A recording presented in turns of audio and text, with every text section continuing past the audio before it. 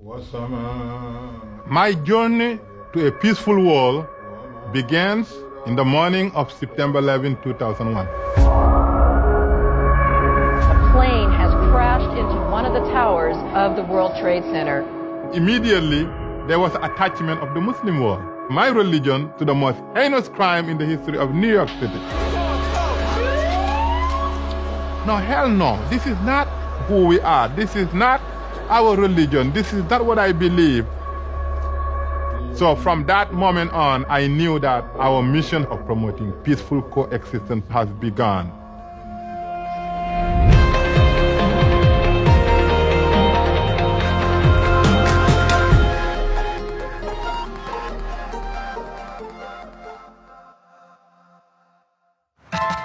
Since September 11, 2001, Islam has been at the center of many of our most contentious political debates.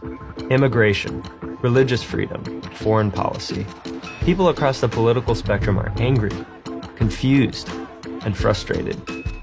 This is the story of one man's efforts to have a more productive conversation about Islam.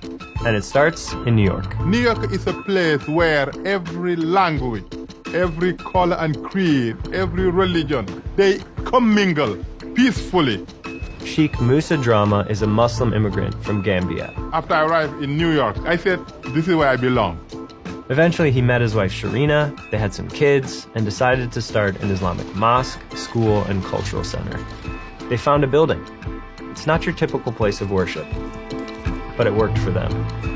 So after a few months of preparation, they were ready to start their Islamic school. The date, September 11th, 2001. We were excited. We had about 13 students.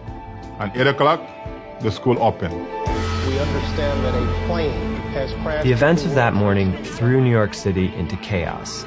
People were calling Musa and telling him to close his school. And he made a fateful decision.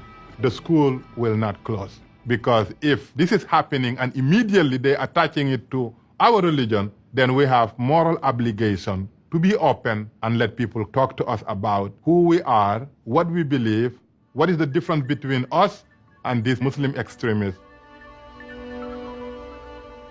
After September 11th, Musa had a lot of different feelings. You cannot describe it. The feeling of embarrassment, the feeling of hurt and pain and disappointment.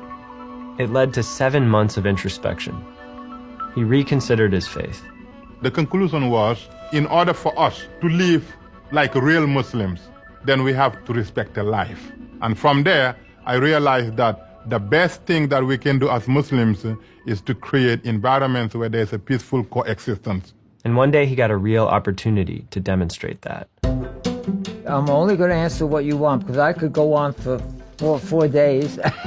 So this is Leon Bleckman. Do not ask about the black eye. He didn't want to talk about it. I told you over the phone, that's between you and me. You guys should see the other guy. I knew Musa for years because I had a few Muslims that I was friends with. At that time, Leon was the treasurer for his Jewish synagogue in the Bronx. That's right. And Leon had a problem. After years of declining membership, this mostly elderly congregation was forced to abandon their worship space and couldn't even afford the small storefront they were leasing. We had no place to do anything. Leon didn't tell Musa, who'd learned through a mutual friend of theirs, Pat. When the request came from Patricia to help, she called it my Jewish folks. Immediately I said, yes, let them come. Having the Muslims and Jews coexisting at a mosque was an opportunity too good for us not to enjoy. So almost every Friday, a group of Jewish congregants and an Islamic congregation pray under the same roof. But when this first started, some people in Musa's congregation weren't too pumped about that. Well, the Muslim community, majority of them thought we were the craziest anti-Islamic people that God ever created. Having a synagogue in the masjid was something that they could not tolerate. One day, they created an organized boycott. He argued to his congregation that there was nothing in the Quran that prevented the practice. It was about principle for Musa. He was pretty adamant. We were not budging, we didn't second guess, we had no doubt, and we were not compromising. The boycott organizers never came back, but the people that they convinced all came back. Plus, they came back with almost the same degree of understanding that, guess what? There is nothing wrong. As a matter of fact, it is Islamic for us to be hospitable to these Jewish folks and others.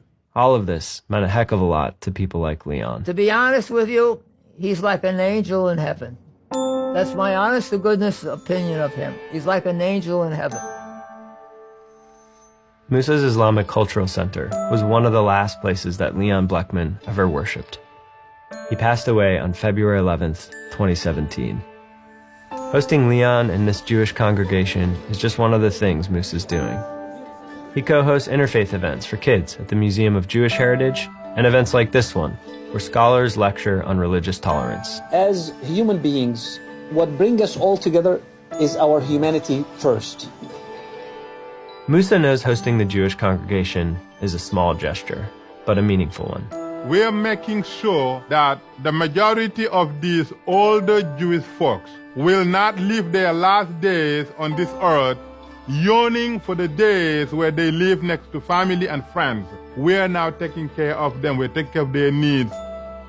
He hopes that this is just a small part of a broader counter-narrative about Islam. The matter of the bronze is we refuse to yield to evil. And this is a message we want the world to know, that Muslims and Jews and Catholics and Buddhists and you name it, we're all human beings and we all live symbiotically.